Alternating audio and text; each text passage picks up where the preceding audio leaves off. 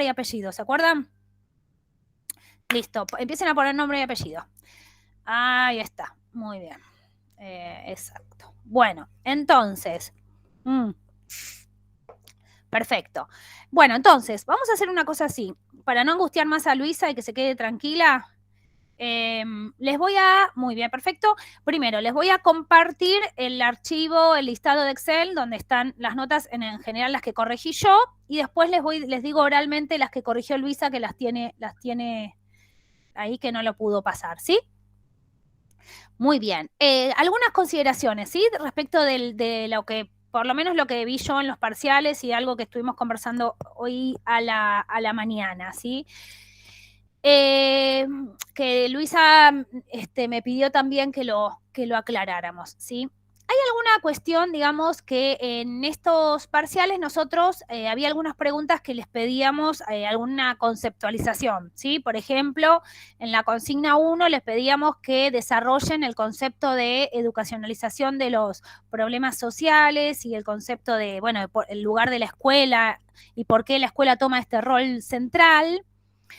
Luego en la segunda consigna les pedíamos una conceptualización sobre la alianza escuela-familia y en el tercero, bueno, sobre las teorías críticas, ¿sí? En este sentido, nosotros lo que vimos es que esto fue lo que más les costó, la conceptualización. El resto, más o menos, algunos más que menos, pudieron dar cuenta de eso, pero esa conceptualización fue la que más les costó. Eso por un lado. Y después, por otro lugar, hay algo que nosotros también vimos en algunos parciales, que es que con el tema de la pandemia, con el tema de la virtualidad, nosotros tuvimos que cambiar la modalidad de examen, ¿sí? Nuestro primer examen siempre fue presencial, individual y presencial, ¿sí? Nosotros lo tuvimos que cambiar con la pandemia a un parcial... ¿cómo se dice? Domiciliario. No me salía la palabra. Bueno, entonces, lo que nosotros estamos notando desde 2020, o sea, el año pasado hasta ahora, es que los parciales domiciliarios están circulando. ¿Sí? Hay como una circulación de parciales domiciliarios. Y más menos, nosotros vamos cambiando las consignas, pero los temas son los mismos, la materia es la misma y se ven los mismos. Y notamos que hay algunos parciales, no muchos, pero hay por lo menos uno o dos, que no corresponden a las consignas que nosotros pedimos, pero sí responden a consignas de años anteriores. Entonces, ojo con eso, porque pueden, no sé, circulan los parciales y eso es parte de la lógica estudiantil y está muy bien, pero traten de reelaborar cuando tengan un parcial en base a la consigna que le pedimos nosotros, porque nosotros hacemos algunos cambios y advertimos algunas cosas así, ¿sí?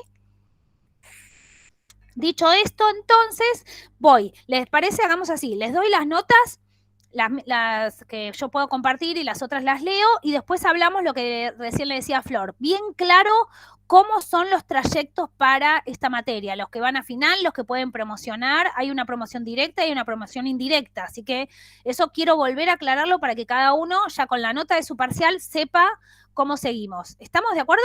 ¿Sí? Sí. Sí, me dice Aisha. Sí, muy bien. Gracias, Aisha, por contestarme. Muy bien. Estamos. Vamos a ver. Comparto. Bien.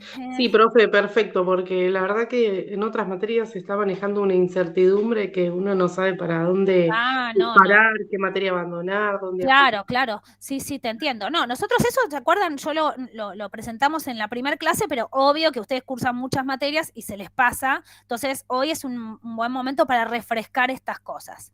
Bueno, a ver, aguarden, vamos a compartir. Comisión 6, listado. Primero comparto unas notas y después las otras las comparto luego, ¿sí? A ver. Esperen a ver si me escribió Luisa por las dudas. Un segundito. está ahí trabajando Luisa. Pero la veo que está conectada. Espérenme un segundo, ¿eh? A ver qué dice. Y son las cosas... bueno, ¿lo puedo compartir ya? Estoy acá con los estudiantes, les expliqué la situación. ¿Lo comparto o querés esperar un ratito? Ajá. Bueno, dice que está terminando de pasar los parciales, así que... Ajá. Bien. Bueno. Vamos a esperar entonces un segundito que ella termine de escribir. Por suerte se pudo conectar. Y... ok, listo. Y ya se los paso. ¿Estamos? Son las informalidades, ¿vieron? La televisión, las informalidades de la televisión. No, son cosas que pasan. Entonces, me está mandando fotos. Sí, ya te vi. Ok, ahora sí comparto. Muy bien, vamos. Ay, ay, ay. Disculpen la desprolijidad, pero son cosas que nos ha pasado el día de hoy. Así que, bueno. Bien, ahora voy compartiendo, ¿sí? Para que cada uno pueda ver. Lo que sí quiero aclararles una cosa. Hay gente que todavía no entregó el trabajo del módulo de apertura. Recuerden que eso es requisito para poder continuar la cursada. Así que aquel o aquella que no entregó el módulo de apertura se tiene que poner al día con esto, ¿sí? Muy bien, vamos a ver. Empiezo a mostrar y voy bajando. A ver si Luisa me muestra algo más. Bien, vamos. Sí, bueno. A ver, ¿quieren que... A ver si lo pongo más grande. ¿Se ve o no lo ven? No escucho. Sí, se ve, profe. Ahí está mucho mejor. Ahí está mejor, ¿no? Bueno, ahí voy mostrando de a poco. Miren un poquito y lo charlamos, ¿dale? Bueno. Yo voy bajando. Tiki. Espera. ¿Por qué no baja? Acá. Bien. Pues, después tenemos aquí. Después tenemos Agustín. Después tenemos Franco por ahí. David.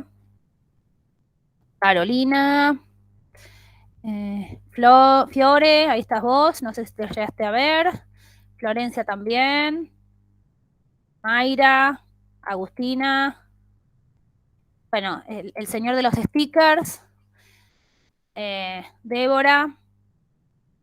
Tomás. Y creo que ya están. ¿Se llegaron a ver todos? ¿Alguien que no se pudo ver? Yo, profe, perdón, la desfelicidad mía. Estoy en la calle, tuve un inconveniente de viaje a casa y estoy esperando el colectivo. ¿Dónde está Alejandra? Sí, ya te vi yo recién, Ale. Espera. Ahí está el paso. Gómez Alejandra. Momento, Ale Gómez, yo te vi.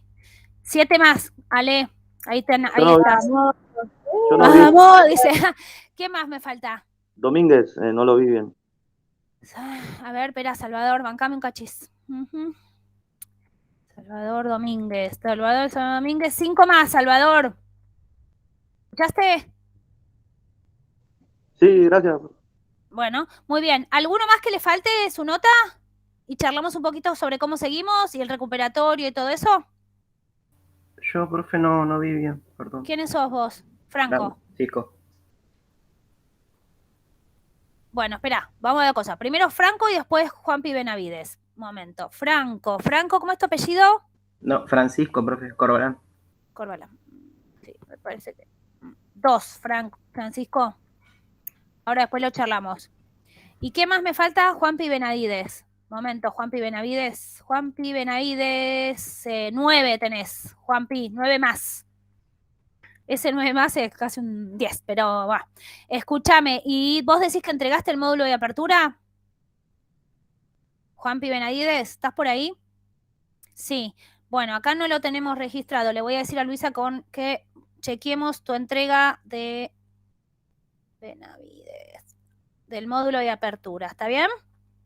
Ok, bien, listo. Bueno, ¿estamos? ¿Puedo dejar de compartir esto? ¿El resto me dice que sí? Sí, perfecto. Muy bien, dejo de compartir. Bien, vamos a compartir esto que le decía recién a Flor y charlar un poquito sobre el recuperatorio y cómo seguimos. Esperen un segundo. Régimen de aprobación. Perfecto. Ay, no me dejó compartir, esperen.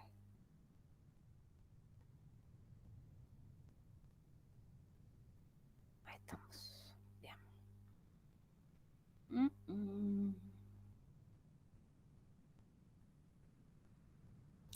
¿Ya se ve? Ah, sí, bien. Entonces lo voy a poner más grande. Bien. Ahí está. Bueno, bien. ¿Cómo seguimos? ¿Me escuchan bien? ¿Sí? Primero, tenemos la posibilidad del recuperatorio para quienes no llegaron al 4. ¿Estamos? ¿Sí? Bien, para quienes no llegaron al 4 porque no pudieron terminar, porque fue incompleto, porque no pudieron llegar, y etcétera, etcétera, tienen la posibilidad del recuperatorio. ¿En qué consiste el recuperatorio? Anoten, importante. ¿En qué consiste el recuperatorio? El recuperatorio consiste en reescribir el parcial. Son las mismas consignas que les pedimos que las reescriban, ¿sí? Hoy les vamos a subir el parcial corregido y entonces vean los señalamientos que les hicimos y que lo reescriban. ¿Se entiende esto para quienes tienen que recuperar? ¿Y el recuperatorio cuándo sería, profe? ¿Escucharon?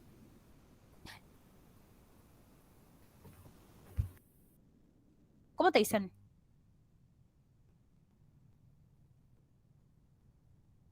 Ay, no te escuché. Bueno, yo te digo Fran. Perdóname, te pido permiso, te digo Fran, ¿sí? Bueno, ¿está bien? ¿Me permitís? Sí, Preguntó cuándo sería el recuperatorio. ¿Se me escuchó bien o...? Entregarlo... No, yo no te escuché. ¿Qué dijiste? Francisco pregunta cuándo es el recuperatorio. Le pregunté cuándo sería el recuperatorio. Listo, gracias Ale, tengo traductoras, muy bien. El recuperatorio, bien, la idea es que reescribas que viene. ¿Escuchaste, Fran? Hasta el viernes que viene, viernes 22 de octubre, ¿sí? Para entregar la reescritura del del primer parcial, ¿sí? ¿Estamos? Okay. Sí, o sea, te cuento, hoy nosotros ahora cuando terminemos con Luisa vamos a subir los parciales, si es que Luisa no tiene problemas de conexión, y ahí van a encontrar las cosas que les marcamos y tienen tiempo de reescribirlo hasta la semana que viene, ¿sí? ¿Estamos? Sí, profe, gracias. Perfecto. No hay problema. Bien, entonces, por un lado tenemos eso urgente, que es lo de el recuperatorio. Segundo tema urgente, los que no han entregado el módulo de apertura, me voy a fijar ahora lo de Juan, pero el resto de los que no han entregado el módulo de apertura todavía, también tienen tiempo hasta el viernes que viene de entregarlo. Hay que entregarlo porque es requisito de cursada, ¿sí? Esto por un lado. Tercer cuestión, ahora sí, ¿cómo se sigue en esta materia? Nosotros tenemos 3 tipos de aprobación en la materia, como verán que les pusimos allí, ¿viste? Entonces, tenemos aquellos que promocionan, esta materia se puede promocionar directamente, que es con los que han, espera que se está justo sumando Flor y estaba interesada en este tema. Ahí está. Bueno, ¿cómo se aprueba? La promoción indirecta está destinada a quienes hayan sacado 7 o más en los parciales, en los 2 parciales, van directo a promoción. Lo único que tienen que hacer, digamos, es dar un pequeño coloquio oral antes de que termine la cursada y con eso ratifican su promoción directa. ¿Se entendió? Esta promoción directa es para quienes tengan 7 o más en cada uno de los parciales. ¿Se entendió esta primera opción? Sí, el coloquio, ustedes nos van a consultar, o sea, tomar todo el programa o nosotros vamos con un tema listo. No, claro, buena pregunta, Flor. No, el coloquio va a consistir específicamente para los que tienen la promoción directa en preparar solo el tema que quede afuera del segundo parcial. ¿Me entendiste? Perfecto. Sí, o sea, nosotros vamos a ir trabajando unos temas y nunca llegamos al último tema y ese es el tema que les pedimos que preparen para el coloquio. En general son 2 autores. ¿Estamos? Siempre y cuando tengas 7 o más en los 2 parciales, ¿sí? ¿Estamos? Bien. Después tenemos la promoción indirecta. Es decir, también hay un tipo de promoción indirecta. ¿Para quiénes son esta promoción indirecta? Bueno, para quienes, digamos, aprueben las 2 evaluaciones con 6 o 7 por promedio. Fíjense que es importante esto. 6 o 7 puntos por promedio. ¿Sí?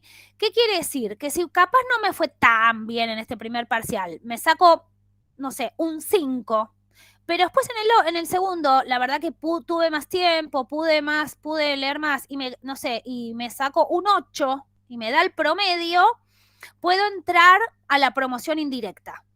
¿Entienden esto? puedo entrar a la promoción indirecta. ¿Cómo se entra a la promoción indirecta? Muy bien, cuando tengo 6 o 7 de promedio. Y van a tener que dar básicamente un trabajo oral integrador al final. ¿En qué consiste este trabajo integrador oral para esta segunda opción, que es aquellos que tienen 6 o 7 de promedio? Les vamos a pedir, ya cuando llegue el momento lo van a ver, les vamos a pedir que preparen específicamente el tema que les fue mal, el tema que les fue más flojo, ¿sí? Que preparen aquel tema que les fue más flojo. Quiero decir, pónganle, yo en el primer parcial me saco un 5, pero en el segundo logro llegar a un 7, un 8, ¿verdad? Bueno, para el trabajo integrador final les vamos a pedir que preparen, yo, como si yo fuera, que prepare los temas del eje 1, que fue el que me fue más flojo, más el tema que quedó afuera del parcial, del segundo parcial. ¿Se entendió esto que dije? ¿Me entendieron esta segunda opción? ¿Sí? ¿Se entendió? Bueno, bien. Con lo cual, o sea, es decir, todavía están en camino de poder hacer una promoción directa, ¿sí? Siempre y cuando en el segundo parcial les vaya bien y puedan después recuperar. Bien, y después tenemos aquellos que no han podido promocionar. Muchas veces uno no promociona también porque es una decisión, ¿no? Dice, bueno, estoy cursando 10.000 millones de materia, no voy a llegar a estudiar tanto esta materia, por lo menos voy a lograr el 4 para no perder la regularidad y después preparo bien el final. Esa puede ser una decisión también de un estudiante y es muy válida también. Entonces, el examen final son aquellos que básicamente, nada, obtienen 4 o 5 en las 2 evaluaciones, que no han podido llegar a un promedio 7, de ningún modo, ¿sí? Que no han llegado ni al promedio 6, 7, de ningún modo. Bueno, estos estudiantes aprueban la materia, regularizan la materia y se van al final. Y tienen que rendir el final. ¿Estamos? En ese caso, los que han rendido final, después nosotras, cada una, digamos, les vamos a ir contando cómo les vamos a tomar el final. ¿De qué va a tratar ese final que les vamos a tomar a quienes no hayan promocionado?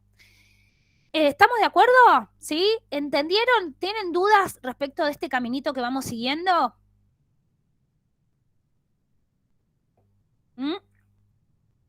¿Hablen ahora o callen para siempre? Sí, se entendió. ¿Se entendió? ¿Sí? Sí, sí. Todo claro. Bueno, ¿sí? Profe, ¿y el trabajo del módulo de apertura hay que rehacerlo o algo así en el caso de, o no? No, el trabajo del módulo de apertura solo, digamos, para, a ver, a los efectos de la cursada, Flor, era como un requisito de cursada, entregarlo. Nosotros hicimos algunas devoluciones como para que veas si estás orientada en cómo estás leyendo, si están orientados en cómo estás leyendo los autores y todo, pero no había una calificación para rehacer. Bueno, bárbaro.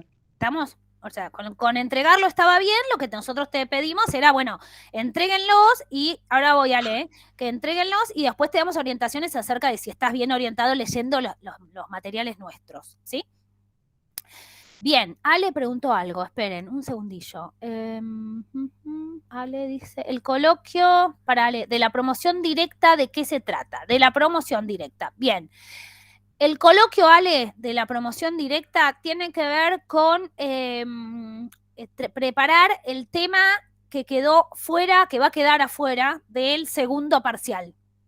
¿Sí? Es un tema que nosotros nunca lo incluimos dentro del segundo parcial y preparás ese tema en un coloquio oral y con eso ratificás tu promoción directa. ¿Se entendió, Ale? Claro, sí. Claro, nosotros, sí, tal cual. Nosotros después del segundo parcial, esa semana que ustedes están entregando, pensando y elaborando su segundo parcial, nosotros damos ese tema. Así que sí, nosotros lo dictamos, lo damos, y lo que les pedimos después es que, como es lo único que no nos entró para evaluar, que preparen ese tema. ¿Se entendió, Ale? ¿Sí? Buenísimo. Bueno, estamos entonces, no sé, supongo que Luisa ya les habrá dado, que lo habrán visto con Lu la semana pasada. Recuerden que ahora estamos, digamos, el tiempo entre el primer parcial y el segundo es bastante acotado. Entonces, lo que nosotros les pedimos es que no se atrasen con las lecturas, que traten de ir como más o menos poniéndose al día de la lectura y sobre todo que estén atentos a estos ejercicios que les hacemos, a estas actividades con las películas, porque hoy vamos a hacer otra con película, porque el segundo parcial está relacionado, muy vinculado con este ejercicio, de mirar alguna película, alguna cosa, algún recurso y hacer un análisis de los textos mirando esa película.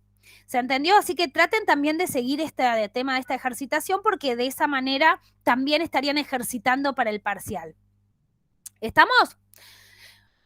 Bueno, bien, entonces voy a dejar de compartir acá. Si no hay dudas respecto de lo de la aprobación, dejo de compartir y arrancamos con la clase de hoy, ¿sí?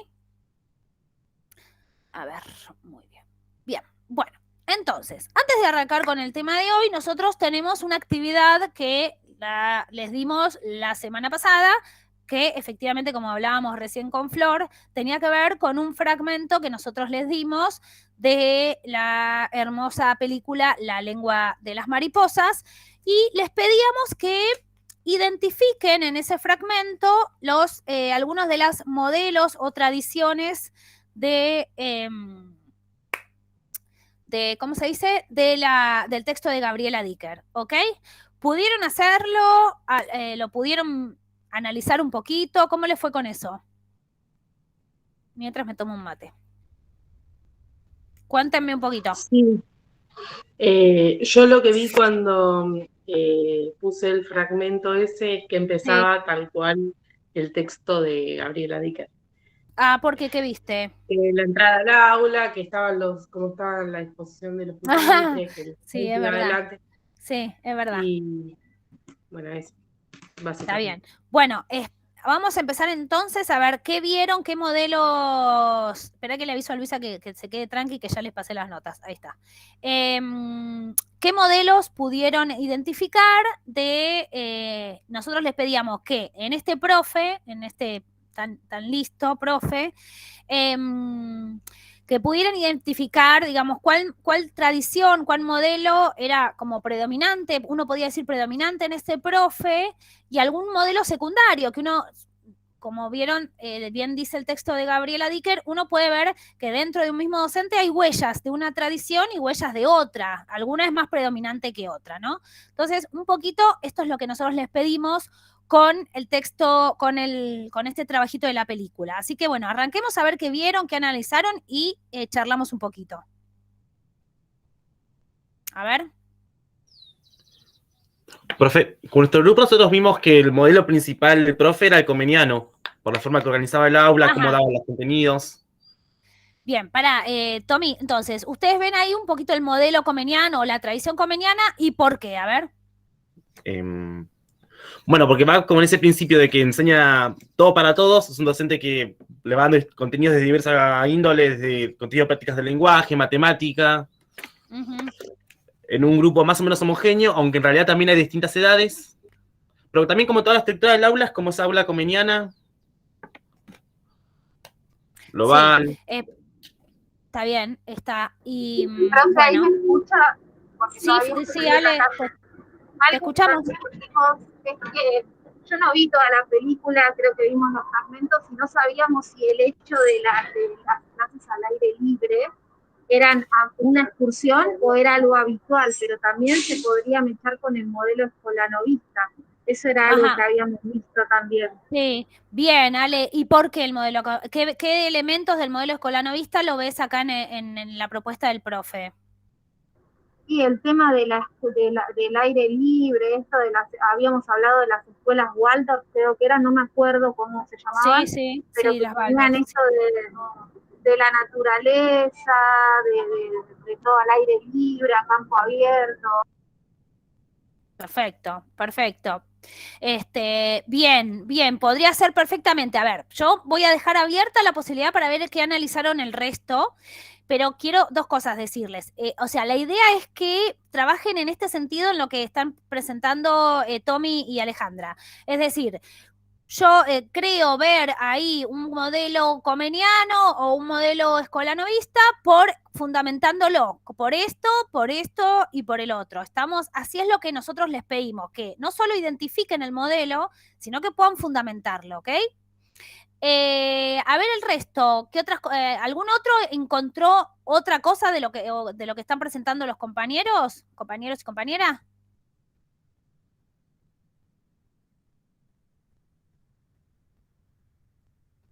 ¿Ninguno más analizó? Flor, ¿vos qué analizaste?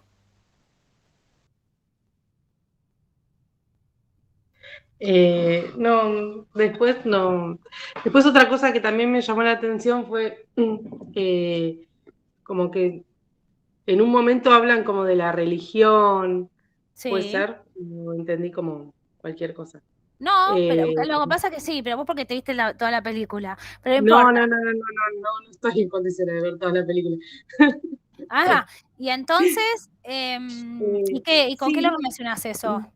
No, en una parte que agarraba y le decía, cuando hablaban de la muerte, que el padre, el nene le decía al maestro que el padre daba como que el tema del juicio, el juicio final, todas esas cosas, Sí. que decía que los ricos se pagaban un buen abogado.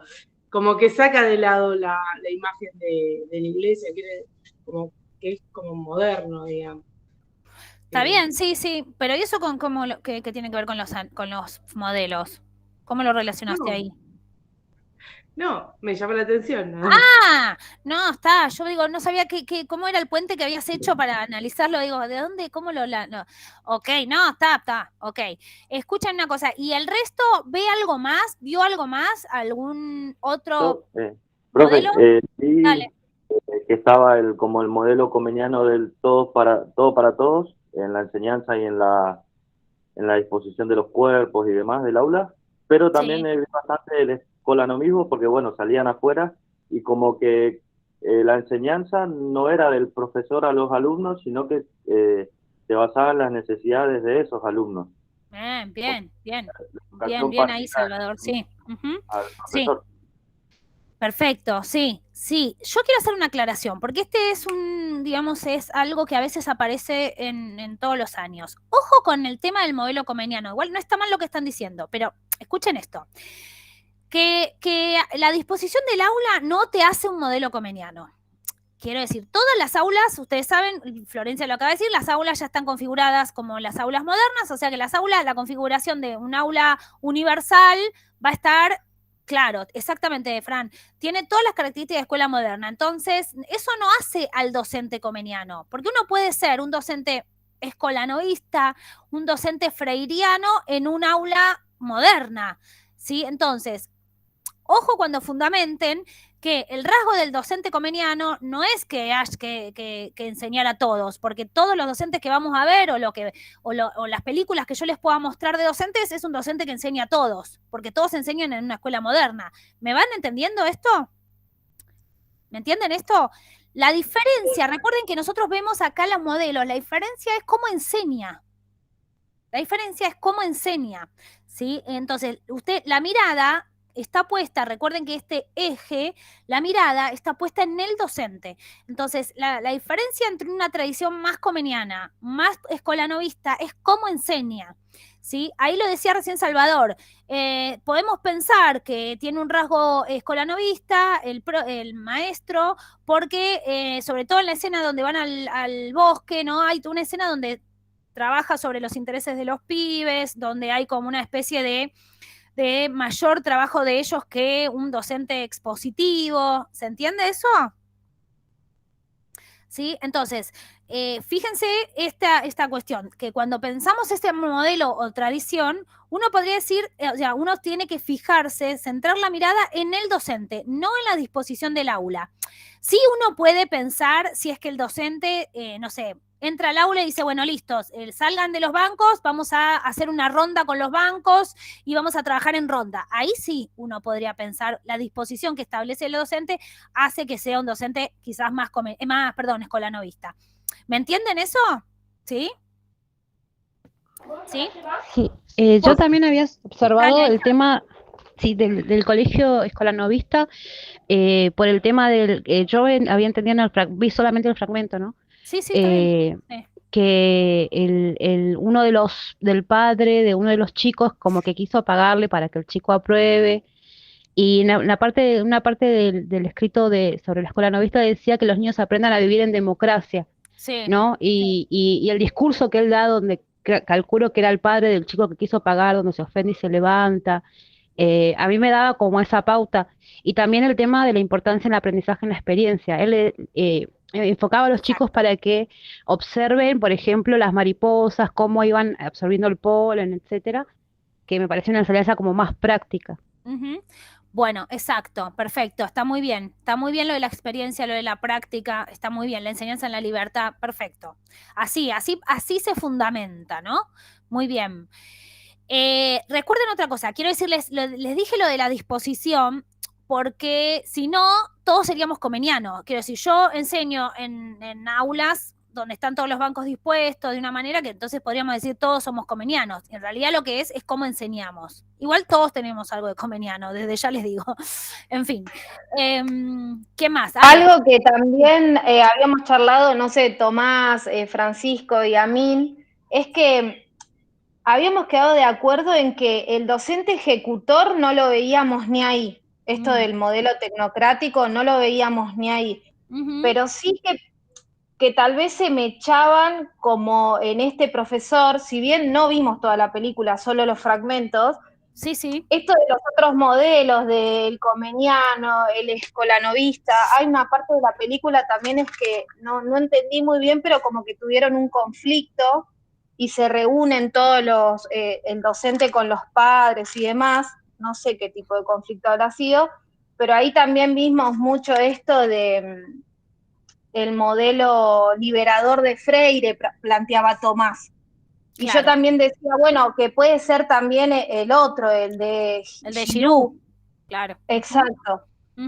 Sí, muy bien, muy bien. Yo justo iba a preguntar si no veían otro modelo, porque, digamos, también uno podría decir que podemos encontrar, digamos, aspectos del modelo de Giroux o del modelo freiriano, ¿no? Recuerden, supongo que ya lo habrán visto con Luisa, recuerden que el modelo freiriano y el de Giroux a veces se solapan, ¿no? ¿Por qué? Primero porque Giroux básicamente basa toda su teoría en las lecturas de Freire. Un admirador de Freire, leyó todo a Freire y su teoría tiene partes de lo que sería la teoría de Freire, ¿verdad? Entonces uno podría mirar esas dos teorías, otros dos modelos, y uno se solapan, ¿no? O sea, a veces uno podría pensar se solapan. Por eso está bien lo que vos decís, Ale, a Tomás le parece un poco freiriano, a vos te parece un poco de Giroux. Podría ser, lo importante es cómo lo fundamenten, ¿sí? Porque Freire está como más enfocado en esta relación dialógica entre el educando y el educador, ¿sí? Está muy enfocado en esto, ¿sí? Y Giroux está más enfocado en lo que es el rol del profesor como un intelectual transformador, como este generador de pensamiento crítico, ¿se entiende? ¿Sí? Uno podría pensar sí. En esa escena donde él le habla al final a Moncho, ya me estoy confundiendo si es la película o el fragmento, pero creo que era el fragmento de ustedes, donde él le habla sobre la libertad, creo que es, y uno podría decir, bueno, ahí hay un aspecto Giroux en ese diálogo que tiene con el nenito. ¿Se entiende esto? Sí, sí. Sí, perfecto, profe. Bien, y después le habíamos pedido una pregunta que también solemos hacerla, que es que, bueno, uno identifica estas huellas de los modelos, que está muy bien, lo importante es cómo lo justifiquen, ¿cómo lo justifico? Bueno, lo justifico con el texto de Gabriela Dicker, ¿no? Que era preguntarles, bueno, ¿con qué modelo sí les parece que está discutiendo? Es decir, ¿con qué modelo está en las antípodas de ese modelo? ¿Lo pudieron ver eso? ¿Con qué modelo estaría como en las antípodas?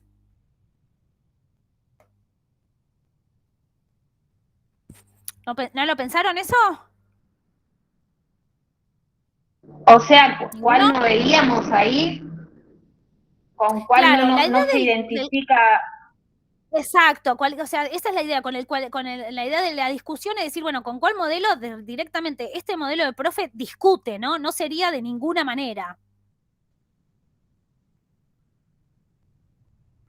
¿Qué vieron ustedes? Y creo que nosotros algo en lo que coincidimos fue que no veíamos esto del modelo tecnocrático, digamos, el modelo del docente ejecutor. Sí. Ninguno vio absolutamente nada al respecto, tal vez con eso sería.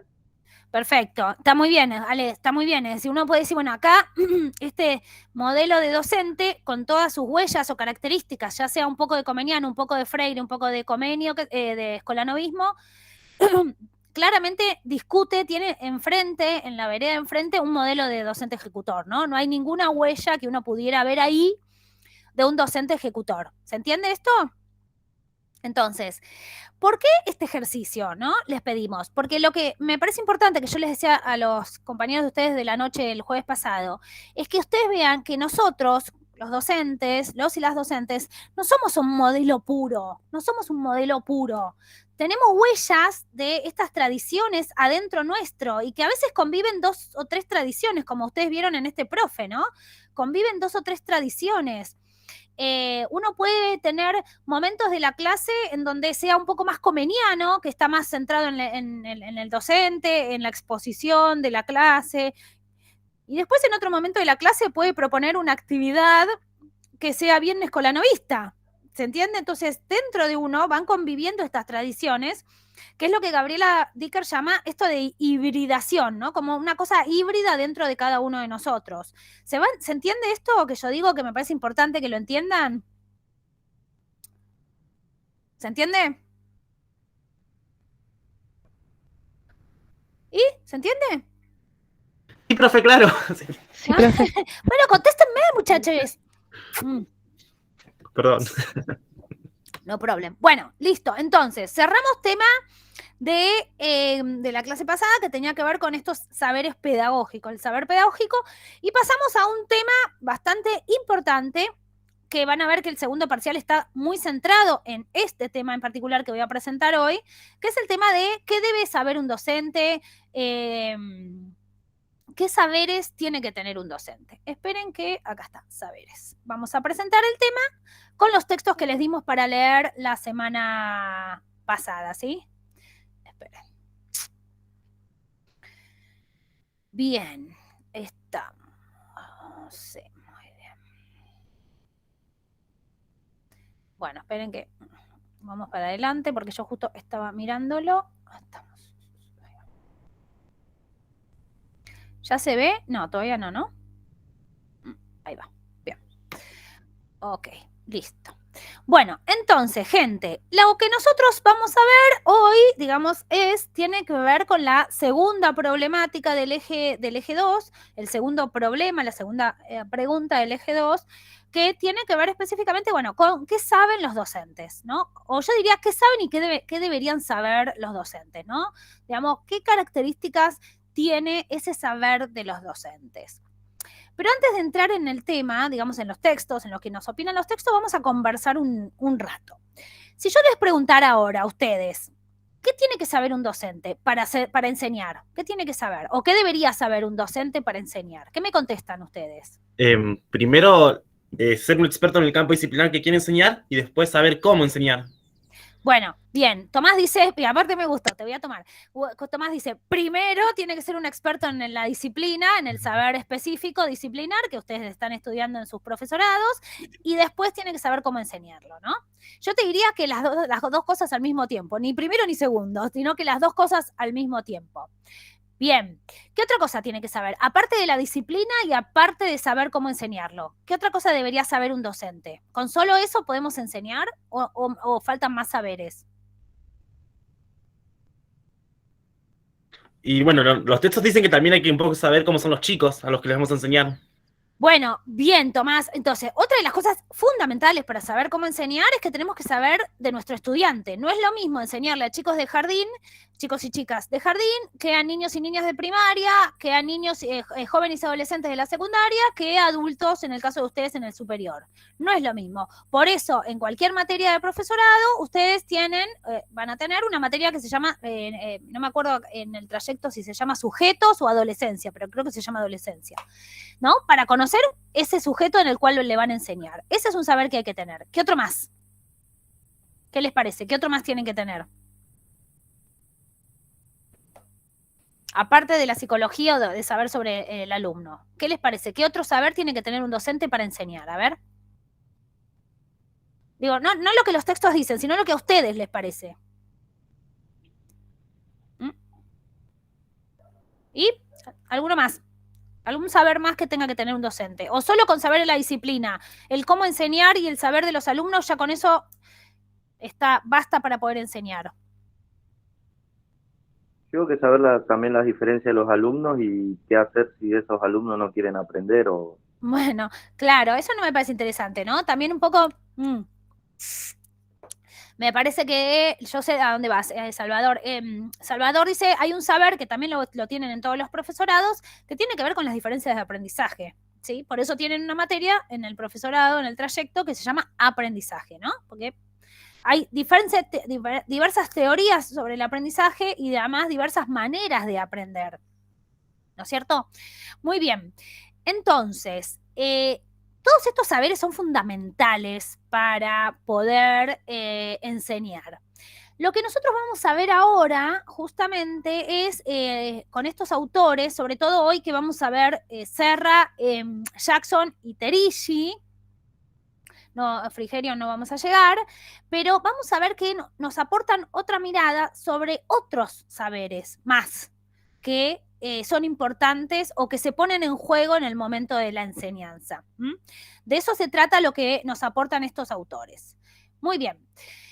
¿Qué deberían saber los profesores? ¿No? Ya lo charlamos. Vamos al texto de Serra, ¿sí? No sé si lo pudieron leer, el texto de Serra. Esperen que lo busco, donde yo tengo todos los textos acá. Muy bien, el texto de Serra lo que tiene, miren, es un texto re cortito. Son 2 paginitas, o sea, en realidad 4 paginitas. Es muy cortito, pero tiene una contundencia fundamental. Es un texto que a mí me gusta mucho, ¿no? Porque lo que hace Silvia Serra en ese texto es hablarnos sobre estos saberes de la enseñanza, ¿no? Los saberes de la transmisión, ¿no? Bueno, entonces, estos saberes que los docentes tienen que saber, ¿no? Sobre cómo enseñar, como decía recién Tomás, ¿no? Sobre cómo enseñar. Entonces, acá es interesante lo que ella plantea. A ver, escuchen bien, porque ella dice, bueno, los saberes de la enseñanza serían como una especie de instrucciones sobre cómo enseñar, o reglas sobre cómo enseñar. Pero realmente a enseñar se aprende no solo sabiendo las instrucciones, sino se aprende enseñando. ¿Se entiende? Entonces, uno puede aprender las instrucciones sobre cómo enseñar o las reglas de cómo enseñar, que las aprendemos en el profesorado, con materias como didáctica, como pedagogía. Uno va aprendiendo lo que ella llama las reglas del enseñar. Nos enseñan a enseñar. Eso está buenísimo y son unas instrucciones bien interesantes porque nos cuentan cómo es básicamente el enseñar, ¿no? Ella dice cómo es el juego de la enseñanza. Pero realmente, como todo juego se aprende jugando. Uno conoce las reglas, pero después realmente se aprende jugando. ¿Me entienden esto? O sea, que yo puedo tener los saberes de la enseñanza, puedo saber estas instrucciones y estas reglas, pero hay un saber de la experiencia que es fundamental también. ¿Entienden esto que digo, que estoy diciendo? Escucho. Sí, Es como más pragmático. A ver, pará, no sé. A través de lo que aprende mientras que hace. Como... Sí, pero sin denostar lo que tenés que aprender en la formación. Las recetas y las instrucciones son fundamentales. ¿Sí? No sé quién claro, como que la experiencia también te va formando. Exactamente, Flor. El valor que tiene la experiencia, cómo saber... Sí, decís, Salvador, dale. Yo me perdí un poquito con los textos, no me acordaba si era Serra la que decía como que cada docente también le pone su particularidad a esa. Sí, la pizca de sal, exactamente, sí, muy bien. Sí. Ujú. Es el texto, ¿no? Sí, es pero no llegué todavía a esa parte, esperá, ahora llego. Entonces, por un lado tenemos esto, ¿no? Entonces yo siempre pongo, ustedes acuérdense esto, yo siempre pongo un ejemplo que es que alguno conoce, pues yo soy vieja, ustedes saben que soy vieja, pero ¿alguno conoce el juego del TEG? ¿Conocen Sí, el TEG? el juego de mesa que tenés como un mapa del mundo, ¿no? Ese, táctica. Sí, Bien, gracias, nos Ale. peleamos a muerte. Bien. Profe, Sí. yo creo que una vez estuve como 6, 7 horas jugando. Es re largo. Horas, sí, larguísimo, porque aparte cuando te enganchás con tus amigos es un montón, ¿no? Que es ese juego que se llama táctica y estrategia de la guerra, que tenés el mapa y que, bueno, vas conquistando países, etcétera, ¿no? Entonces, para mí este es el ejemplo bárbaro, porque yo digo, bueno, uno puede enseñarle a jugar al TEG a algún amigo o amiga, ¿no? Dice, bueno, mira, yo te enseño cuáles son las reglas del TEG. Tenés que tirar el dado, tenés que atacar. Uno va enseñando las reglas, ¿ok? Pero realmente, ¿cómo se aprende a jugar al TEG? Jugando. No hay otra, jugando. Ahí te das cuenta las estrategias, cómo puedes hacer, cómo puedes lo otro, ¿se entiende? Entonces, lo que nos cuenta Serra respecto de la enseñanza es lo mismo. Uno puede aprender, digamos, lo que ella llama las reglas de la enseñanza, que uno podría decir, bueno, los métodos de enseñanza, las estrategias de enseñanza, todo eso nos enseñan y está muy bien en el profesorado. Ese es un saber muy fundamental, pero el saber de la experiencia también es fundamental porque vas a aprender, ¿sí? Cómo se pone en juego, ¿no? Estas reglas, cómo se van poniendo el juego. ¿Me entienden esto que digo? ¿Sí? Entonces, ahí tenemos un saber fundamental, que es el saber de la experiencia. Por un lado, el saber pedagógico, claramente, las reglas de la enseñanza, todo eso, fundamental. Y por otro lado, el saber de la experiencia, ¿sí? ¿Estamos? Después, por otro lado, otra cuestión importante que nos aporta Silvia Serra es un poco, voy a tomar un poco lo que ya Salvador empezó a decir, que dice que también hay otras maneras de aprender que son importantes, aprender a enseñar, que una es con la experiencia y la otra, dice Silvia Serra, que es con lo que ella dice por contagio, es decir, aprendiendo de otros, ¿no? Como aprendiendo de otros. Ella pone ahí el ejemplo de la amiga cocinera que aprende a cocinar mirando ¿cómo se dice? Mirando programas de cocina, ¿sí? Entonces, uno va aprendiendo también mirando a otros, ¿sí? Y esto es fundamental. Ustedes que van a ser futuros docentes van a ver que en el trayecto pedagógico les van a pedir, no me acuerdo en qué materia, que vayan a observar clases, que vayan a observar cómo aprenden otros y otras, cómo enseñan otros y otras, ¿sí? La observación de clases tiene como fundamento esto, de que es un saber que se adquiere mirando cómo otros enseñan. Este es un saber importante, ¿sí? Y luego, finalmente, lo que dice Salvador, lo de la pizca de sal. ¿Alguno entendió qué es esto de la pizca de sal que dice Silvia Serra? Sí, que se refiere que, más allá de que te puede indicar cuánto es una pizca de sal, con la experiencia vas a saber cuánto es una pizca.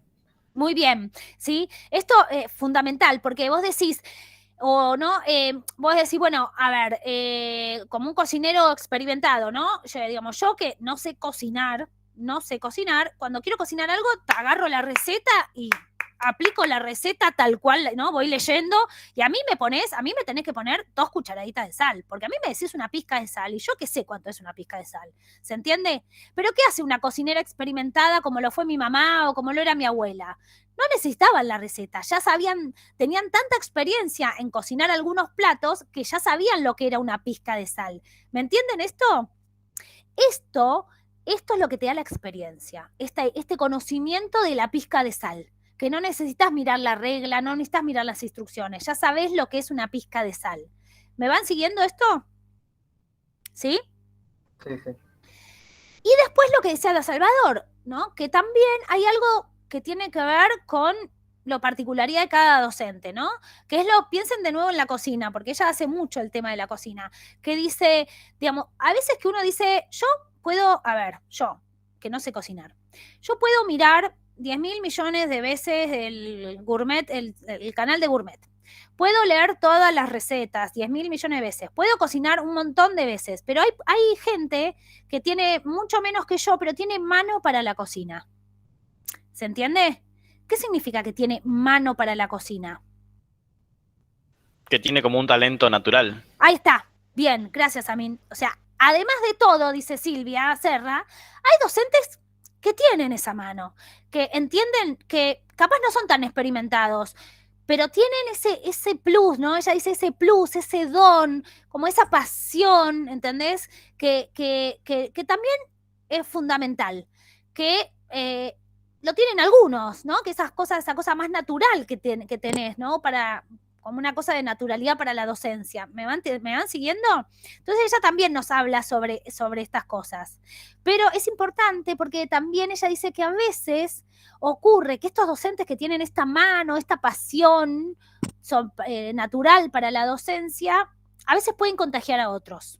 Puede haber un efecto contagio de la pasión, ¿no? ¿No les ha pasado a veces que capaz han tenido un docente que reapasionado en lo que daba, que me contagiaba ganas de, no sé, de leer el texto, de aprender? ¿Les ha pasado esto?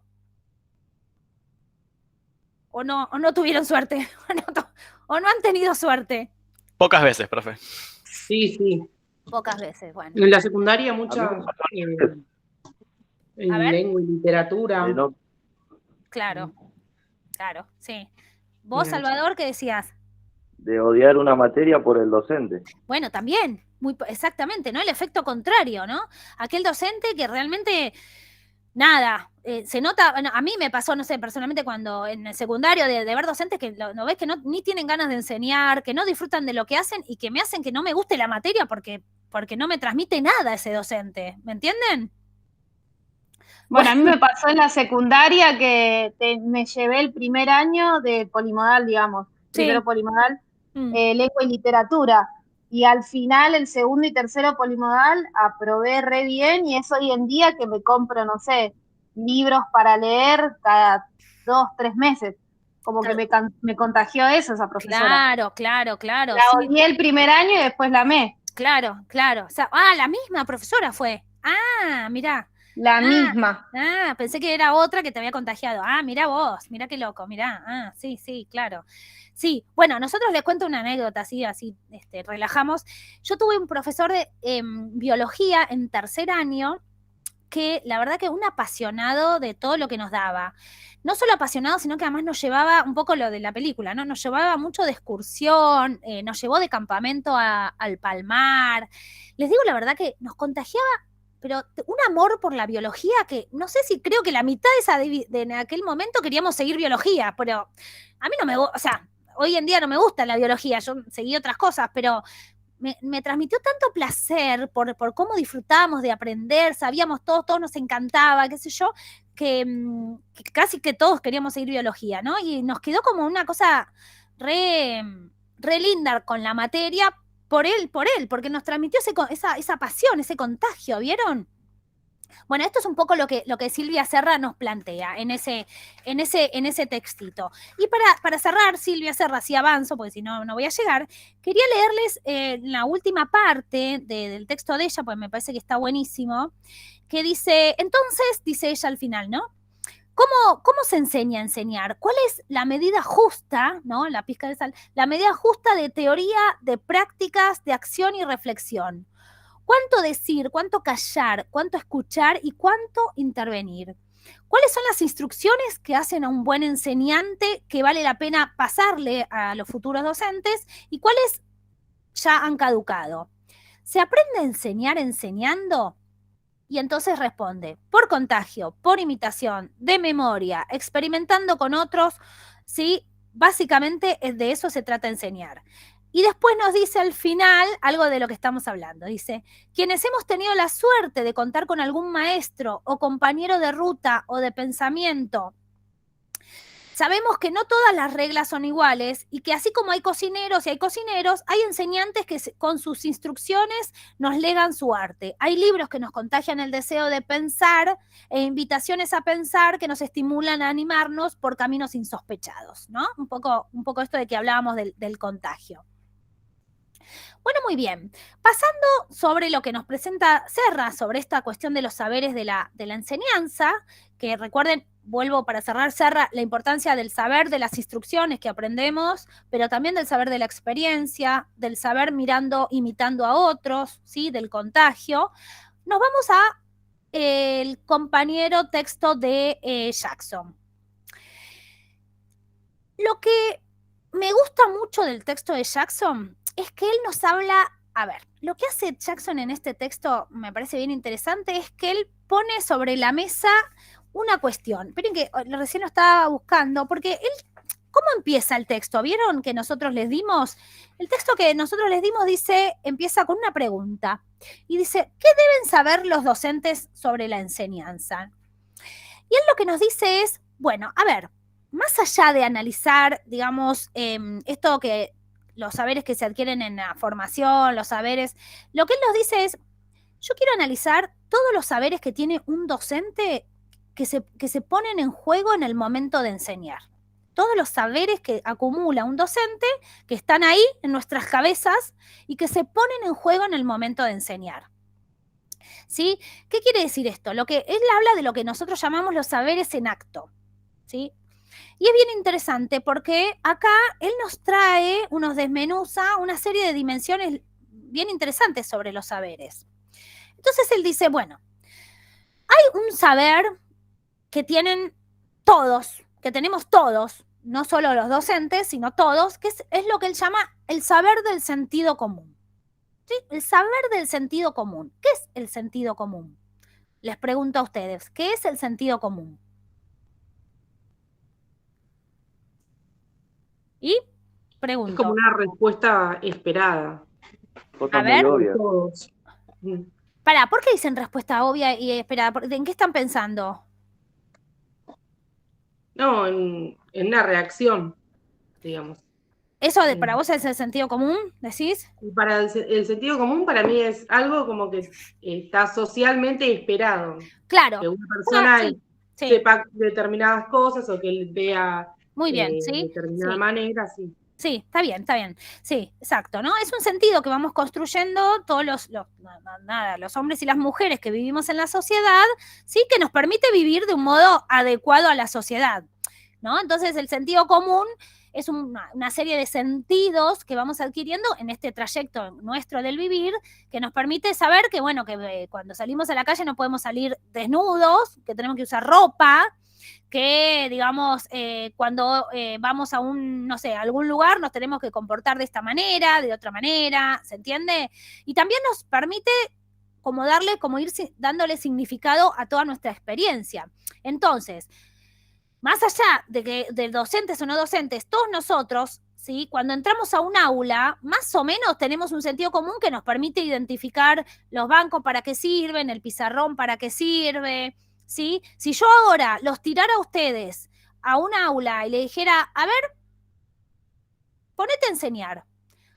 A ustedes hay un sentido común que les dice que se tienen que poner adelante del aula, escribir en el pizarrón, más o menos algo así, se defenderían más o menos así, ¿o no? ¿Sí? O sea, ¿me entienden esto del sentido común? Sí, sí, sí. Bien. También habla de que este sentido común es el que se va adquiriendo a lo largo de toda la trayectoria escolar de cada persona. Exacto. Es parte del proceso del vivir. Digo, todos más o menos conocemos lo que es un aula porque hemos pasado por un aula.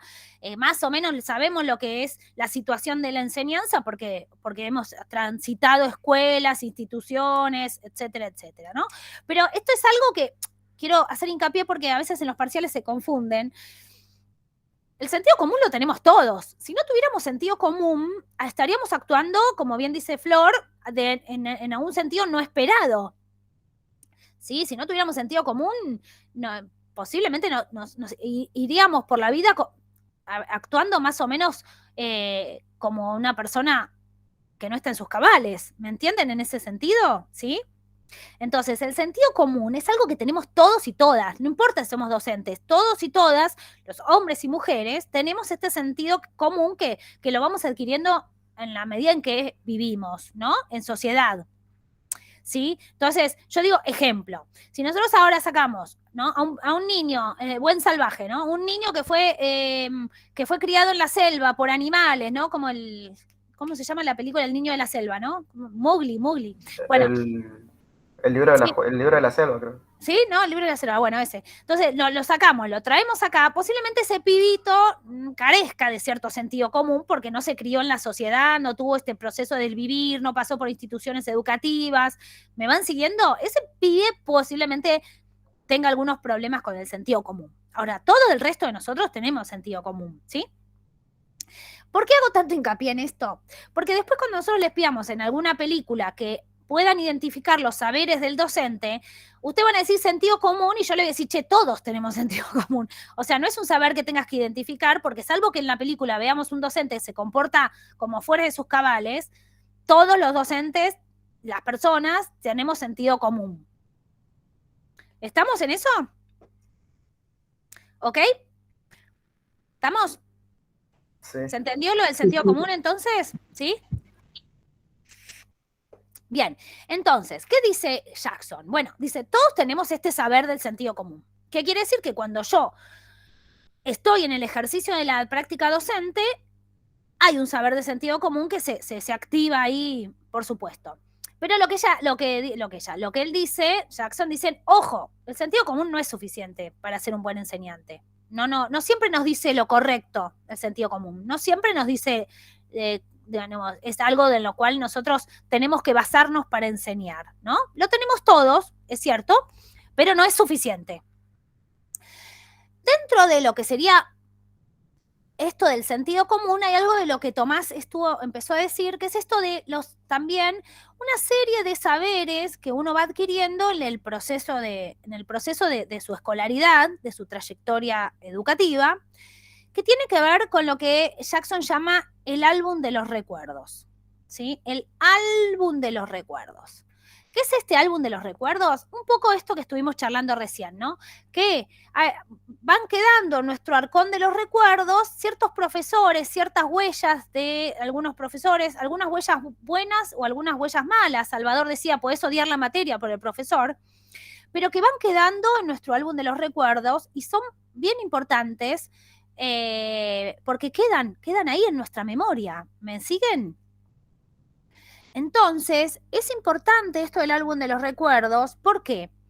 Porque, ¿saben lo que?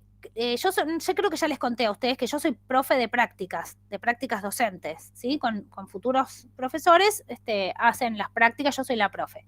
Entonces, lo que nosotros trabajamos con los practicantes, los y las practicantes, es un poco que traten de traer, digamos, a la memoria ese álbum de los recuerdos. ¿Por qué les pedimos que traigan a la memoria ese álbum de los recuerdos? Porque es importante que trabajen justamente estas huellas que los dejaron los docentes, porque muchas veces son huellas tan fundamentales que cuando nosotros vamos a enseñar se activan fuerte en el momento de la enseñanza. ¿Qué quiere decir? Que aunque no lo querramos, de manera inconsciente se activa aquel profesor que me encantó cómo enseñaba y me dejó una huella, o se activa también este profesor que realmente fue re violento y no sé qué, y me dejó esa huella horrible porque fue muy autoritario y violento.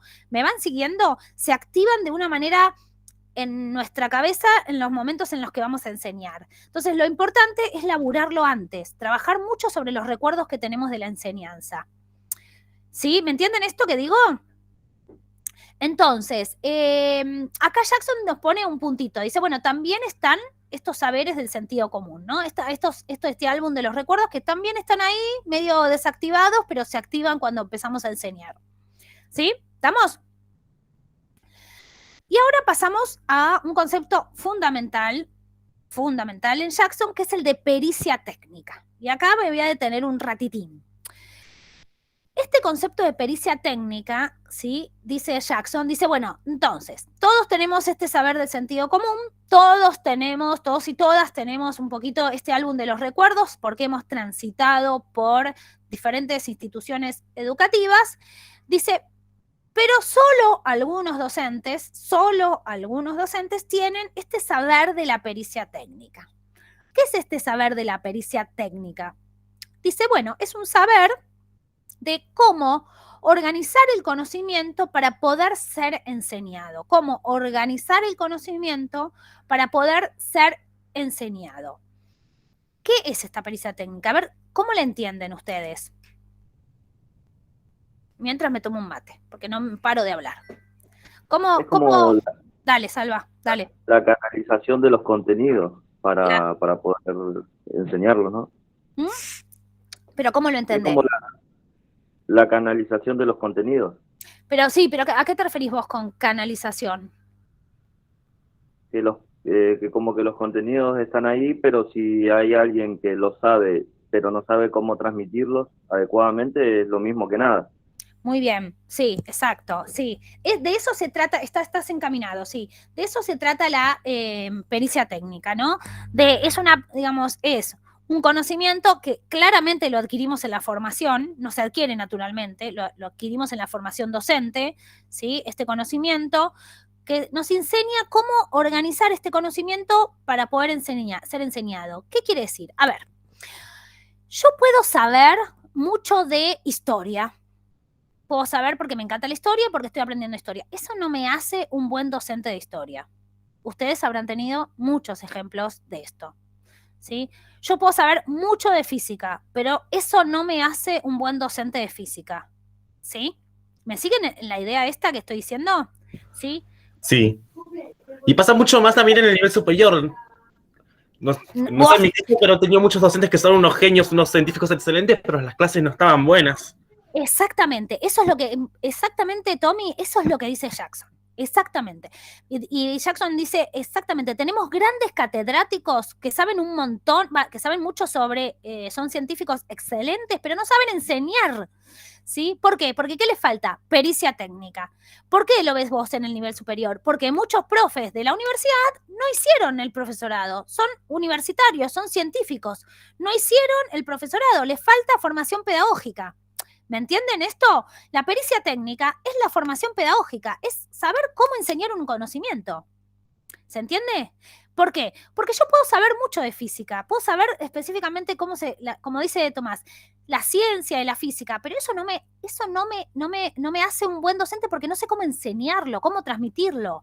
Porque para poder transmitirlo y poder enseñarlo bien, ¿yo qué hago con el conocimiento? Bueno, lo miro, lo examino, veo cómo enseñárselo a mis alumnos, cómo ir secuenciándolo el conocimiento, entonces voy de lo más simple a lo más complejo, le enseño primero una cosa de modo problemático, después con unos ejercicios, después le enseño algo más complejo y después más complejo. Eso hacemos los docentes. Los docentes trabajamos con el conocimiento de una manera para que que pueda ser enseñada y ser aprendida.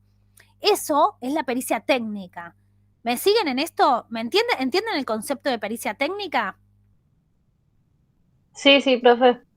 ¿Sí? ¿Se entendió? O sea, por eso es fundamental y eso se aprende en la formación, ¿sí? Pero porque vuelvo a repetir, saber un conocimiento, saber una disciplina no te hace buen enseñante, de ningún modo. Muy bien. Esto es el concepto de pericia técnica. Y acá, entonces, ahí establece una diferencia, dice Jackson. Entonces, ojo, cuando estamos en la práctica de la enseñanza, tenemos docentes que hacen uso del sentido común, docentes que hacen uso del álbum de los recuerdos y docentes que tienen pericia técnica, que tienen ese saber de la pericia técnica, ¿no? Que se nota que tienen ese saber de la pericia técnica. Muy bien. ¿Hasta acá estamos? ¿Sí? ¿Así avanzo con lo último de los supuestos de la enseñanza? Sí. Muy bien. Sí. Vamos bien. Perfecto. Bien, bueno, si no entienden, me van parando, ¿sí? Entonces, después sobre el final del texto, dice Jackson, habla sobre los supuestos de la enseñanza. Dice, básicamente también hay una serie de saberes, miren qué interesante, se nota que me gustó el texto de Jackson, que dice que son saberes que nosotros digamos que son una serie de supuestos que tenemos sobre nuestros estudiantes. Tenemos una serie de supuestos que son fundamentales para la enseñanza, dice él. Y habla de 3 supuestos fundamentales para poder enseñar, ¿no? Primero dice que para la situación de la enseñanza yo tengo que tener un supuesto, una presunción, dice él, de que hay alguien que me escucha, ¿no? Para poder enseñar tengo que sentir lo que él llama la presunción de un público, ¿no? De que hay un público que me escucha, ¿no? Entonces, ustedes imagínense, con las clases, yo pensaba en los profes de secundaria. Vieron que yo que tengo hijos adolescentes, ¿qué hacen los pibes? Los pibes no prenden la cámara, no prenden el micrófono y no contestan nada. Yo entonces decía, pobre esos docentes, porque tienen que suponer que los pibes están ahí, atrás de la pantalla apagada, no sé qué.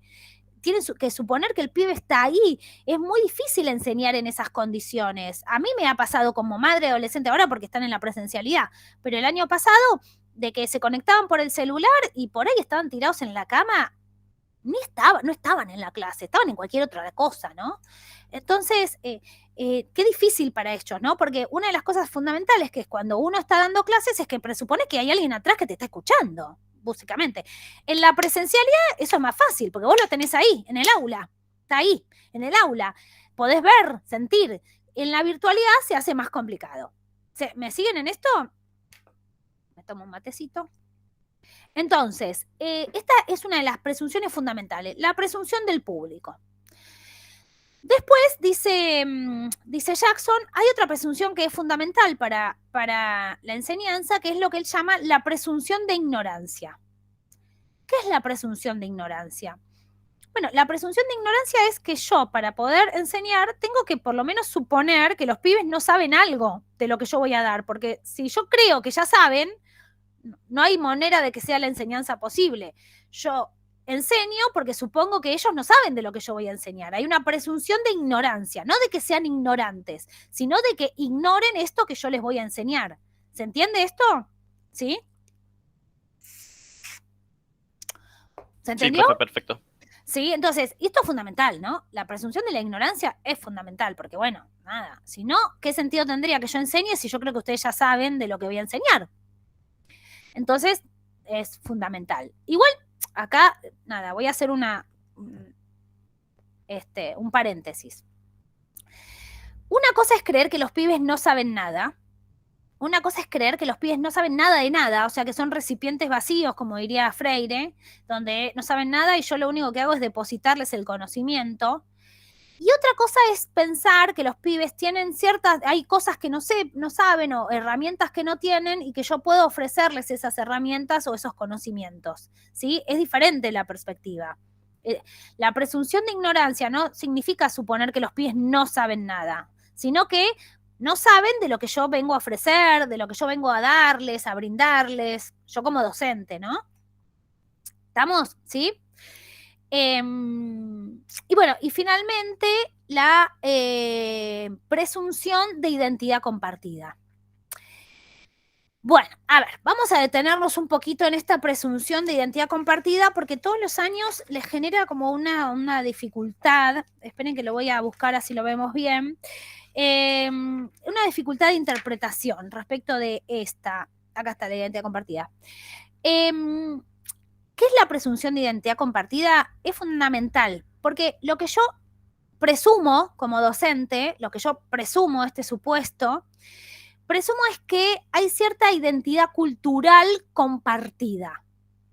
Y entonces me entienden lo que yo estoy conversando. ¿Qué quiere decir? Por ejemplo, si yo, por ejemplo, a ver, quiero darles un ejemplo para ayudarlos. Hay una cierta, digamos, idea de cuando yo pongo ejemplos de la enseñanza, cuando estamos hablando, yo presumo que ustedes me entienden porque compartimos una identidad, un código cultural compartido, ¿sí? Si yo tuviera, por ejemplo, estudiantes de otras nacionalidades o de otras culturas, ¿sí? Ahí la presunción de identidad compartida se pone un poco en jaque porque claramente no me van a entender si yo estoy hablando de cuestiones culturales muy de la Argentina, que los pibes de otras nacionalidades no me entenderían. ¿Me siguen en esto? ¿Se entiende esto de la presunción de identidad compartida? Sí, sí. Esperen que les voy a leer una cosa de Jackson para que puedan entenderlo. Esperen que se me había marcado. Dice, otro aspecto de la presunción de identidad compartida, ¿sí? Se basan en que los docentes dan por descontados que sus alumnos son iguales a ellos en cuanto al modo de funcionamiento, en cuanto a lo que piensan, en cuanto a lo que sienten, ¿sí? En suma, la presunción de identidad compartida implica la existencia de una coincidencia entre docentes y alumnos en varias dimensiones, la cultural, la psicológica y la fisiológica, ¿sí? Entonces, dice, para el finalizar, dice en un momento como síntesis, entonces dice, primero, hay que suponer que hay alumnos a quienes enseñar, en esencia, solo en el caso de los docentes que no pueden verlos literalmente, que es lo que yo les decía, virtual, que esos alumnos ignoran ciertas cosas que la enseñanza puede aportarles y que son más o menos iguales a él en muchos aspectos fundamentales para que la enseñanza sea posible, ¿sí? ¿Se entendió la idea de los supuestos de la enseñanza? Sí, profe, se entendió. ¿Sí? Ok. Después igual con el ejercicio de la peli, que les vamos a ver, lo vamos a poner más en juego, ¿sí?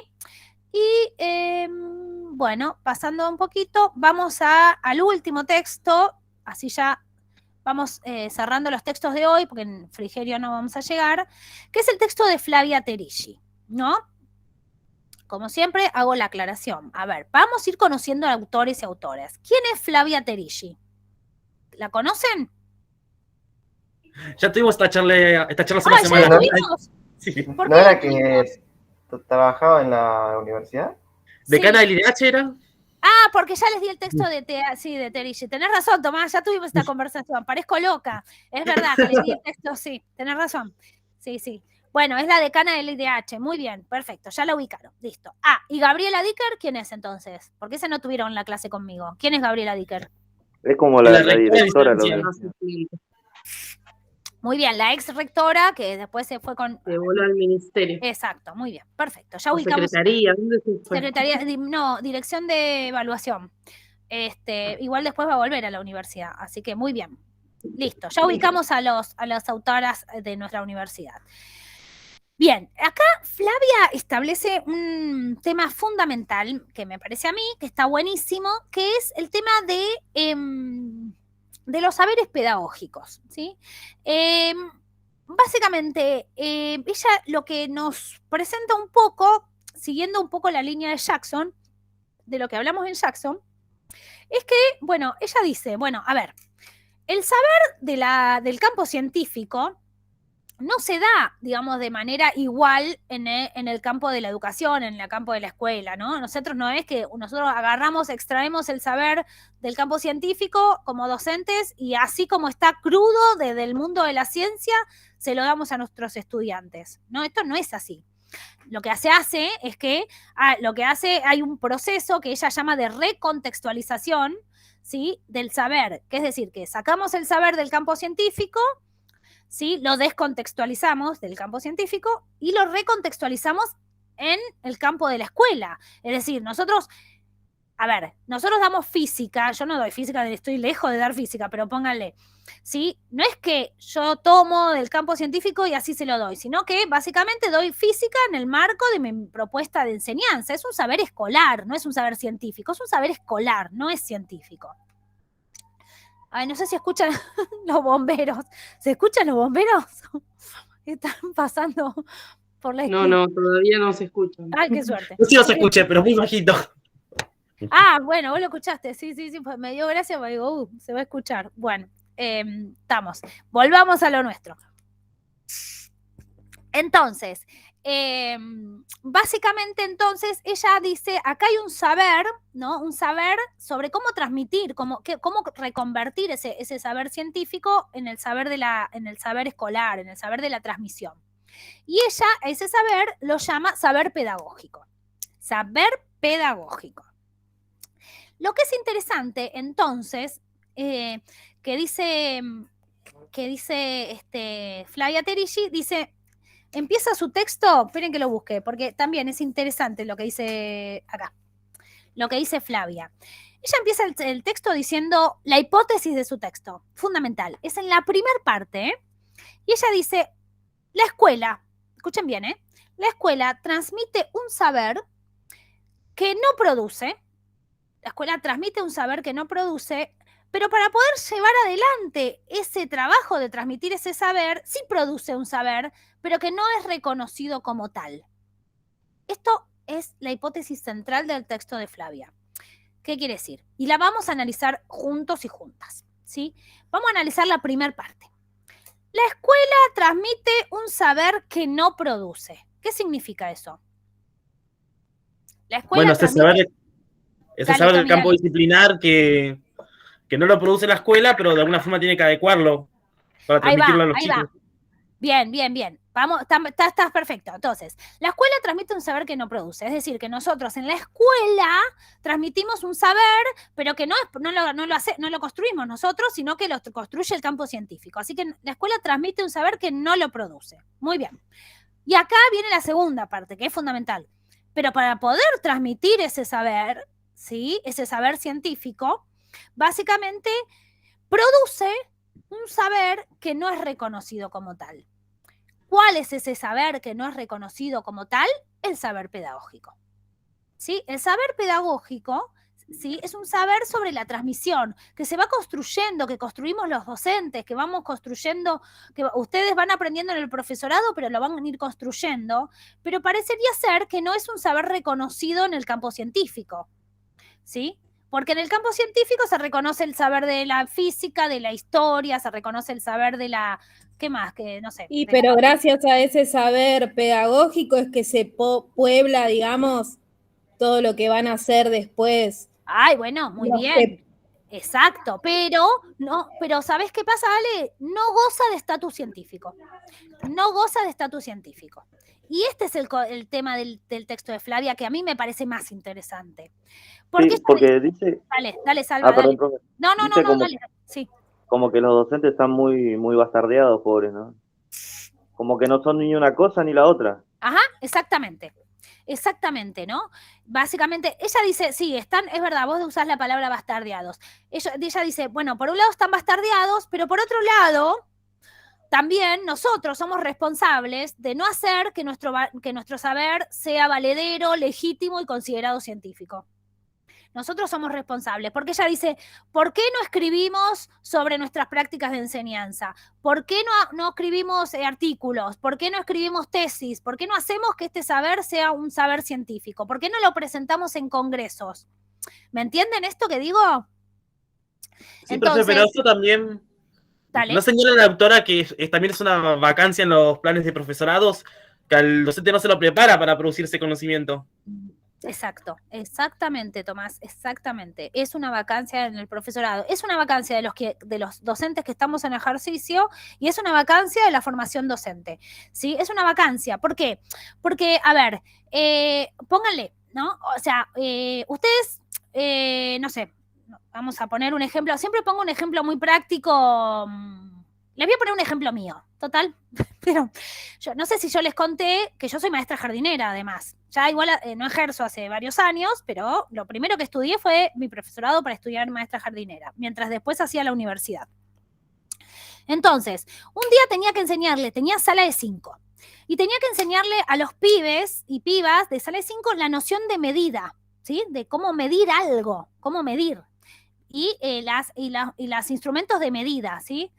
Pero yo lo que quería enseñarles era que construyeran la noción de la medición, ¿no? Porque la medición uno toma una regla, 1 centímetro, ¿no? Y lo que hace 1 centímetro es que parte en partes iguales, en segmentos iguales.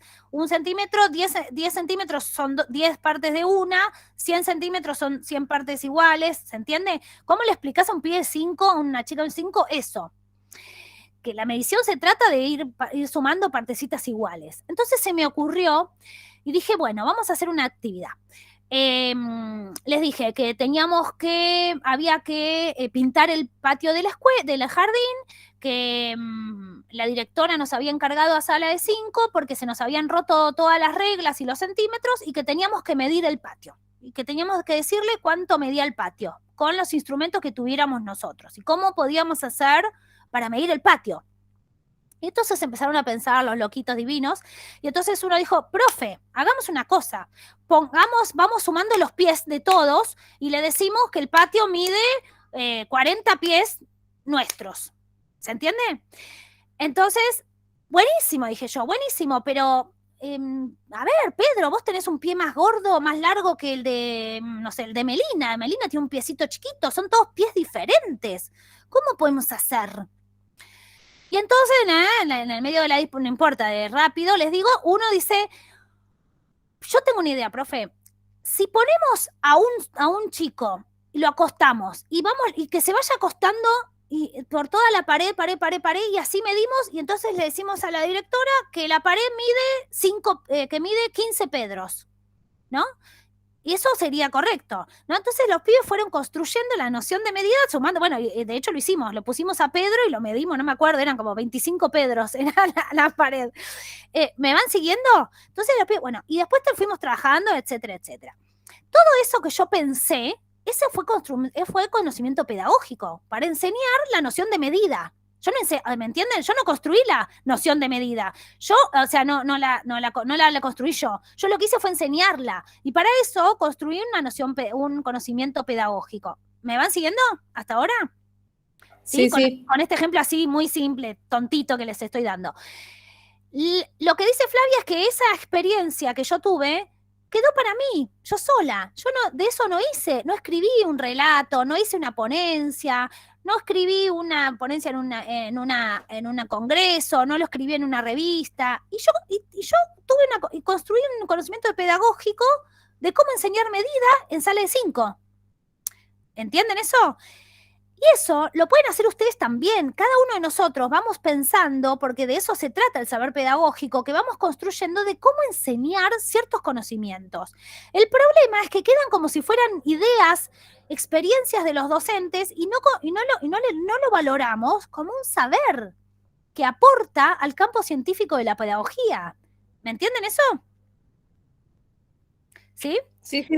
Entonces, un poco lo que dicen acá, decía Salvador, decía Tomás y todo, o sea, a ver, un poco es responsabilidad de los docentes en ejercicio, que no valoramos, no legitimamos, no hacemos valorar o legitimar nuestro saber, ¿sí? Y es un poco también la vacancia de la formación, que tampoco les enseña a los docentes cómo legitimar y validar ese conocimiento. Y ahí tomo algo que decía recién Salvador, decía, los docentes están bastardeados. Claro que sí. Recuerden esto, ya se los dije, así que voy a volver a esto, ¿no? Si alguien dice que cualquiera puede enseñar y que entonces llamamos a cualquier voluntario a que pueda enseñar, es porque no se valora el saber pedagógico. Es porque el saber pedagógico no tiene estatus científico. Porque nadie llamaría a un médico, nadie llamaría a un voluntario para reemplazar a un médico en una cirugía, porque hay un saber científico del médico que no lo puede tener el señor de la esquina. Entonces, ahí hay un problema con valorar ese saber que nosotros tenemos los docentes, que vamos construyendo día a día con nuestras prácticas, que vamos construyendo en nuestras escuelas, legitimarlo, valorarlo, y es una responsabilidad compartida entre la formación y nosotros los que estamos en ejercicio, para revalorizar frente a la sociedad este saber que tenemos. Y decir, no, mi amor, no cualquiera puede enseñar.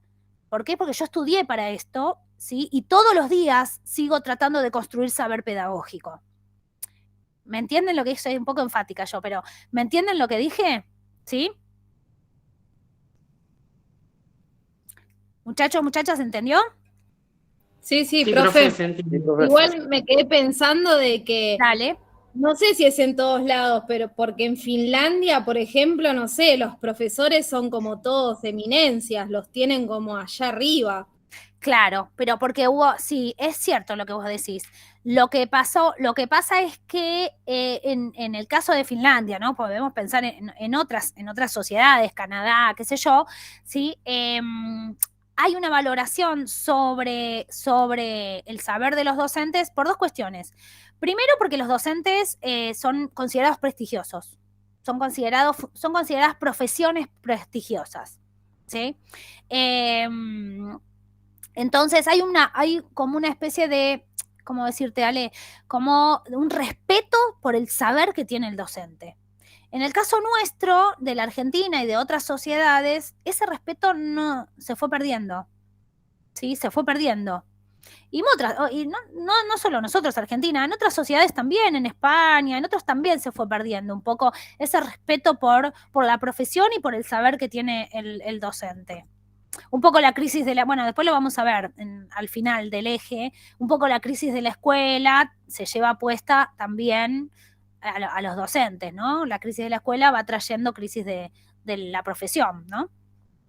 ¿Me seguiste, Ale, que dije? Sí, no, yo porque tengo una pareja amiga que son profes de historia y me hablaba, obviamente estamos hablando de los países nórdicos, ¿no? Que claro. Pero bueno, como que me decían ellos que tienen otro valor los profesores allá. Totalmente. Pero bueno, también hay que hacernos cargo de que es responsabilidad de todos y todas, ¿no? Un poco también. Después lo vamos a ver al final del eje, digamos, de cómo poder enfrentar estas cuestiones y volver a legitimar el oficio y la profesión, ¿no? Es un poco una responsabilidad de todos y todas. Bueno, muy bien. Entonces, dicho esto, lo que les voy a proponer, esperen un segundo, ahora, acá está, es que, ahí vamos, elegimos otra película, otro extracto de película con Luisa, y lo que vamos a hacer, lo que les vamos a pedir es que miren el extracto de la película y que puedan identificar en este extracto de esta película de la profesora de historia, ¿sí? ¿Cuáles son los saberes docentes que se ponen en juego en la escena? Así como hicimos con los de los modelos y las tradiciones, en el caso igual. ¿Cuáles son los saberes? Y fundamentarlo, ¿no? ¿Cuáles son los saberes que vemos ahí que se ponen en juego en la escena, en algunas escenas que están en este extracto que nosotros elegimos? Y básicamente entonces, después, como segunda cuestión, nosotros le pedimos que puedan pensar, ustedes, reflexionar, ¿cuáles son los saberes que ustedes consideran que son fundamentales que tengan que adquirir para poder desarrollar con éxito su práctica docente? ¿Sí? ¿Cuáles son los saberes que ustedes consideran necesario adquirir para desarrollar con éxito su práctica docente? ¿Se entendió la tareita, la actividad para la semana que viene? Sí, profe. Sí, o sea, a ver, son que miren estos extractos como unas pequeñas escenas que recortamos de la película La profesora de historia, ¿sí? Y ahí, ¿qué hacen? Los van mirando estas pequeñas escenas y puedan identificar así lo mismo que hicimos con lo de los modelos y las tradiciones. ¿Qué saberes pueden identificar en estas escenas, ¿no? ¿Qué saberes se pueden identificar? Por supuesto, relacionarlo con los autores, lo mismo que les pedimos antes, que puedan relacionarlo con los autores. ¿Qué quiero decir? No sé, miro la escena y digo, bueno, puedo identificar acá saber pedagógico que dice Terigi, que los docentes tenemos y que construimos. Puedo identificar acá el saber del álbum de los recuerdos, no sé, como si una profesora dijera, me acuerdo de un profesor que enseñaba de esta manera. ¿Se entiende este ejercicio que les estamos pidiendo? ¿Sí? Sí. Bien. Sí, profe. Ok, entonces, recuerden, estos ejercicios son importantes porque recuerden lo que les vuelvo a decir. El segundo parcial va en esta línea, va exactamente en esta misma línea de poder analizar algunos conceptos en un recurso, en una película, un textito, demás, lo que sea, analizar, entonces poder encontrar el concepto y fundamentarlo con lo que dicen los autores, ¿sí? Entonces, traten de mirar, no es largo el extracto, traten de mirarlo una, dos, varias veces, así ustedes pueden identificar qué saberes pueden ver y fundamentarlo con los autores. ¿Estamos? ¿Estamos todos? ¿Sí? Sí, profe. Ok, bueno, sí, decime, Ale, ¿ibas a preguntar algo? No, que se entendió. Perfecto. Bien, entonces, la semana que viene, jueves que viene, que le toca con Lu, primera parte, van a trabajar sobre estos extractos, con este trabajo como hicimos hoy, Y la segunda parte se vamos a trabajar con el texto de Frigerio. Estamos con el texto de Frigerio que no entró para esta clase, ¿sí? El texto de Frigerio, y espérenme que un minuto más, que ya les digo que otro texto para la semana que viene que no recuerdo ahora. Esperen que tengo acá el crono. Y no quiero decirles algo. Acá, crono. Aguárdenme un segundito.